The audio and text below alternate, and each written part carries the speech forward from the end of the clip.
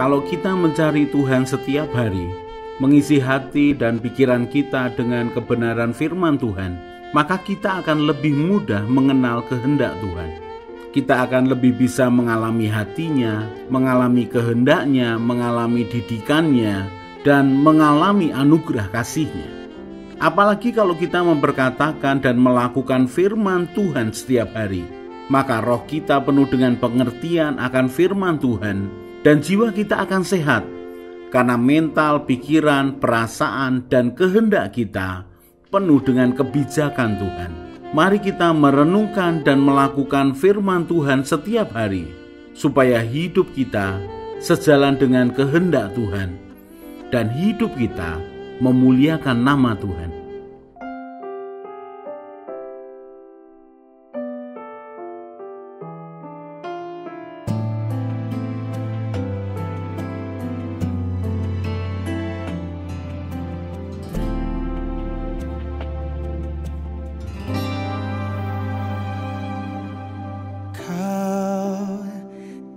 Hatiku,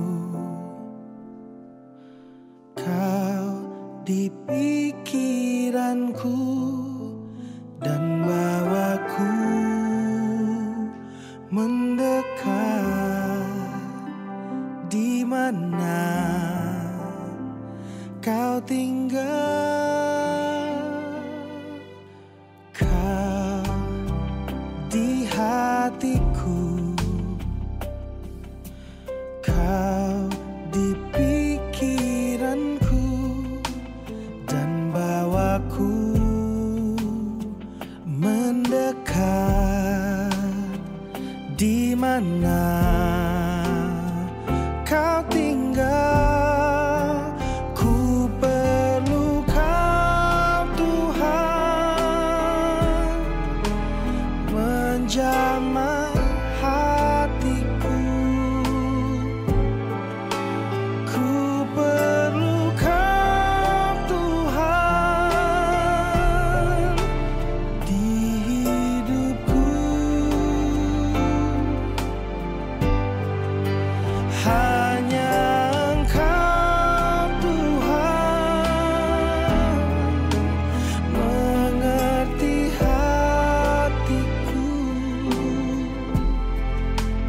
Hanya Engkau, Tuhan, yang ku perlu.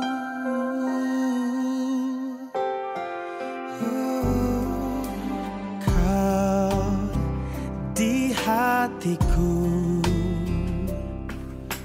kau di pikiranku, dan bawaku mendekat. Di mana kau tinggal? Ku perlu kau, Tuhan, menjamah hatiku. Ku perlu kau, Tuhan,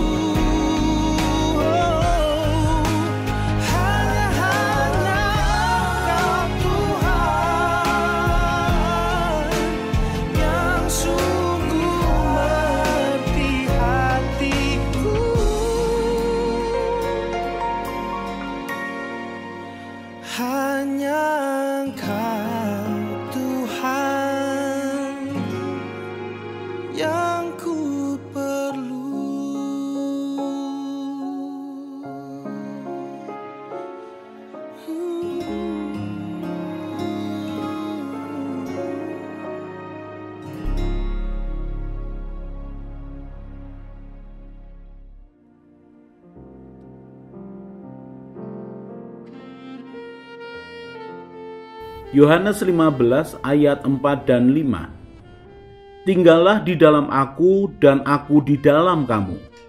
Sama seperti ranting tidak dapat berbuah dari dirinya sendiri, kalau ia tidak tinggal pada pokok anggur, demikian juga kamu tidak berbuah jikalau kamu tidak tinggal di dalam aku. Akulah pokok anggur dan kamulah ranting-rantingnya. Barang siapa tinggal di dalam aku dan aku di dalam dia, ia berbuah banyak.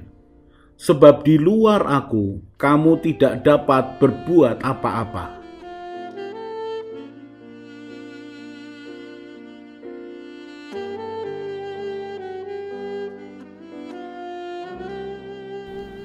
Mempelajari Injil, mempelajari akan kisah hidup Tuhan Yesus selama dia menjadi manusia di bumi ini, maka kita akan menemukan ada begitu banyak hal yang ajaib yang membuat kita belajar karakternya seperti apa, pikirannya seperti apa, tindakannya seperti apa, pengajarannya seperti apa, dan jawaban dia atas segala sesuatu yang menjebak dia itu seperti apa. Maka kita akan lebih mengetahui akan karakter Tuhan. Kita akan lebih mengenal Tuhan yang sesungguhnya. Karena firman yang menjadi daging, Allah yang menjadi manusia, dia lebih menunjukkan bukti daripada berbantah-bantah dengan orang-orang Farisi, ahli-ahli agama pada masa itu. Kalau kita memperhatikan pengajarannya, maka kita akan mendapatkan fondasi untuk menjalani kehidupan dengan benar. Dan kemudian kebenaran yang dia ajarkan itu akan membentuk pola pikir, frame of thinking dalam hidup kita yang mempengaruhi keputusan kita, yang menolong kita untuk mengambil keputusan yang benar.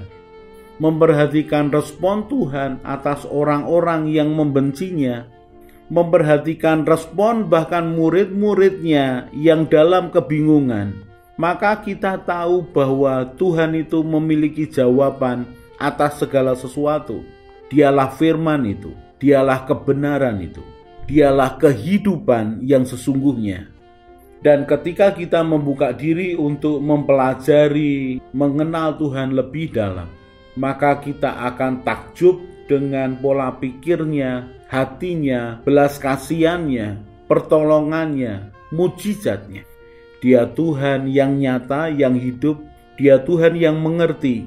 Dia Tuhan yang memiliki misi penuh kasih untuk menyelamatkan kita, untuk mendampingi kita, melakukan kehendak-Nya. Dan kali ini kita akan belajar bagaimana Tuhan menjawab pencobaan iblis di padang gurun. Kita bisa mencontoh Tuhan Yesus ketika dia menjawab pencobaan demi pencobaan dari iblis. Dan kita bisa memakainya dan kita bisa mencontohnya sampai dengan masa sekarang ini. Jawaban yang sama seringkali itu menjadi jawaban yang tepat untuk menghadapi godaan dari iblis untuk meninggalkan Tuhan, untuk tidak percaya kepada Tuhan. Lukas pasal yang keempat ayat yang pertama mulai. Yesus yang penuh dengan Roh Kudus kembali dari sungai Yordan, lalu dibawa oleh Roh Kudus ke padang gurun. Di situ ia tinggal 40 hari lamanya dan dicobai iblis. Selama di situ ia tidak makan apa-apa, dan sesudah waktu itu ia lapar. Tuhan Yesus puasa hanya dengan minum tapi tidak makan.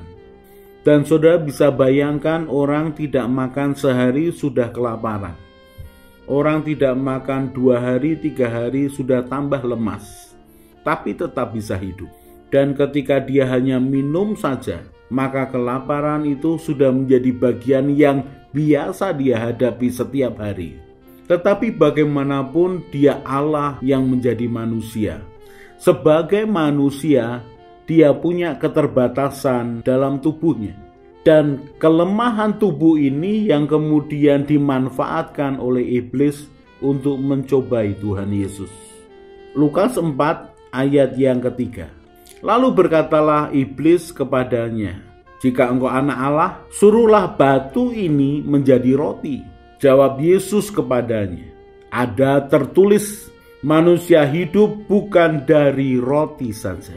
Iblis mencoba mendorong Tuhan Yesus untuk keluar dari kemanusiaannya dan menunjukkan keilahiannya. Tetapi Dia Tuhan yang menjadi manusia taat bahkan sampai mati di atas kayu salib. Dia tidak terpancing untuk menunjukkan keilahiannya ketika Dia menjalankan tugasnya sebagai manusia. Sebagai manusia, Dia tidak bisa mengubahkan batu menjadi roti. Sebagai Allah, hal yang kecil untuk mengubahkan batu menjadi roti. Dan pada saat itu, Dia sebagai manusia Yesus, Dia tidak mau didorong untuk melampaui akan batas kekuatannya. Dia menjawab dengan firman bahwa manusia hidup bukan dari roti saja. Ulangan pasal yang ke-8 ayat yang ke-3. Jadi Ia merendahkan hatimu, membiarkan engkau lapar dan memberi engkau makan mana yang tidak kau kenal dan yang juga tidak dikenal oleh nenek moyangmu, untuk membuat engkau mengerti bahwa manusia hidup bukan dari roti saja, tetapi manusia hidup dari segala yang diucapkan Tuhan. Tuhan Yesus menyatakan bahwa manusia hidup bukan dari roti saja, tetapi dari setiap perkataan yang diucapkan oleh Allah. Tuhan Yesus menggarisbawahi bahwa jalan keluarku bukan makan roti. Jalan keluarku adalah melakukan kehendak Bapakku. Jadi ketika iblis meminta Dia untuk melampaui batas kemanusiaannya, Dia mengatakan, "Aku tetap tunduk pada kehendak Tuhan. Aku hidup untuk melakukan kehendak Tuhan." Pencobaan pertama gagal dengan dijawab oleh kebenaran firman Tuhan. Lukas 4 ayat yang ke-5. Kemudian Ia membawa Yesus ke suatu tempat yang tinggi dan dalam sekejap mata Ia memperlihatkan kepadanya semua kerajaan dunia. Kata iblis kepadanya, "Segala kuasa itu serta kemuliaannya akan kuberikan kepadamu, sebab semuanya itu telah diserahkan kepadaku dan aku memberikannya kepada siapa saja yang ku kehendaki." Bagaimana bisa iblis mengatakan demikian? Karena dia sudah menipu Adam. Sehingga ketika Adam mendapatkan kuasa dari Tuhan untuk mengelola, untuk memelihara dan mengusahakan akan dunia, akan bumi, maka ketika manusia jatuh dalam dosa, kuasa atas pengaturan dunia itu ada di tangan iblis. Dan dia mengatakan, "Aku memberikannya kepada siapa saja yang ku kehendaki." Tetapi apa jawab Tuhan Yesus? Iblis mengatakan kepada Tuhan Yesus dalam ayat yang ke-7, "Jadi jikalau engkau menyembah aku, seluruhnya itu akan menjadi milikmu." Ayat yang ke-8. Tetapi Yesus berkata kepadanya, "Ada tertulis, engkau harus menyembah Tuhan Allahmu, dan hanya kepada Dia sajalah engkau berbakti." Tuhan Yesus tahu bahwa segala kekuasaan di dunia ada di tangan iblis pada waktu itu. Karena Tuhan Yesus belum mengalahkan Dia di atas kayu salib dan belum menang atas maut. Nanti ada waktunya. Sehingga Dia mengatakan, "Engkau harus menyembah Tuhan Allahmu, dan hanya kepada Dia sajalah engkau berbakti." Tuhan mengatakan, Ulangan 6 ayat yang ke-13, "Engkau harus takut akan Tuhan Allahmu, kepada Dia haruslah engkau beribadah, dan demi namanya haruslah engkau bersumpah." Tuhan Yesus mengatakan pada iblis bahwa manusia harus menyembah Tuhan Allahnya dan hanya kepada Dia berbakti. Manusia tidak menyembah akan kerajaan dan kemuliaan. Manusia harus menyembah kepada Tuhan penciptanya. Untuk kedua kalinya, iblis gagal mencobai Tuhan Yesus. Lalu berikutnya, Lukas pasal yang ke-4 ayat yang ke-9. Kemudian Ia membawa Yesus ke Yerusalem dan menempatkan dia di bubungan bait Allah, lalu berkata kepadanya, "Jika engkau anak Allah, jatuhkanlah dirimu dari sini ke bawah, sebab ada tertulis mengenai engkau, ia akan memerintahkan malaikat-malaikatnya untuk melindungi engkau, dan mereka akan menatang engkau di atas tangannya, supaya kakimu jangan terantuk kepada batu." Ayat yang ke-12, Yesus menjawabnya katanya, "Ada firman, janganlah engkau mencobai Tuhan Allahmu." Di titik ini Tuhan menghardik iblis. Jangan mencobai Tuhan Allahmu. Tuhan Yesus sekali lagi didorong iblis untuk menunjukkan kuasanya sebelum waktunya. Mari kita ingat bahwa kuasa Tuhan ditunjukkan dengan tujuan Tuhan dan dengan cara Tuhan. Tetapi Tuhan Yesus didorong untuk menunjukkan kuasanya di tengah-tengah manusia, keajaibannya sebelum waktunya. Dan dia mengatakan, "Jangan engkau mencobai Tuhan Allahmu." Mari kita belajar. Ayat yang ke-13. Sesudah iblis mengakhiri semua pencobaan itu, ia mundur daripadanya dan menunggu waktu yang baik. Dia iblis terus mencoba untuk mencobai Tuhan. Dan sampai dengan hari ini dia lakukan yang sama kepada kita. Dia terus mencobai kita untuk jauh daripada Tuhan, untuk tidak percaya pada kuasa Tuhan, untuk melampaui dari apa yang sudah ditetapkan buat kita, untuk melanggar perintah dan kehendak Tuhan. Dan mari contoh cara Tuhan untuk menghadapi pencobaan. Dia katakan kebenaran demi kebenaran. Tuhan Yesus lebih memegang kebenaran daripada menyetujui pencobaan dari iblis. Dan mari belajar, pegang kebenaran lebih dari apapun, supaya kita tidak jatuh karena dicobai oleh iblis.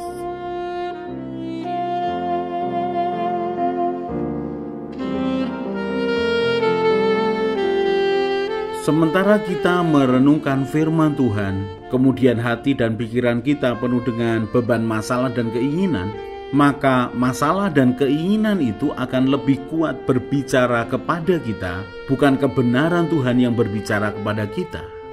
Berbeda kalau hati kita tenang menginginkan Tuhan, pikiran kita penuh dengan kebenaran Tuhan, dan keinginan tidak mengendalikan kita. Maka keadaan ini akan membuat kita mudah mendengar suara Tuhan dan mengerti kehendak Tuhan.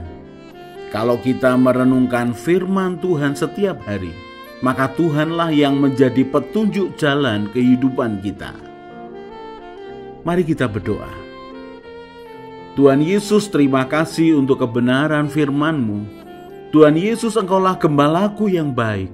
Buatlah hatiku selalu melekat kepadamu. Firman-Mu itu pelita bagi kakiku dan terang bagi jalanku. Bawalah aku menjalani hidup sesuai dengan rencana-Mu ya Tuhan. Amin. Saya Yosea Kristiono, Gembala Jemaat GKI Injil Keselamatan Semarang. Tetap percaya, tetap semangat. God bless.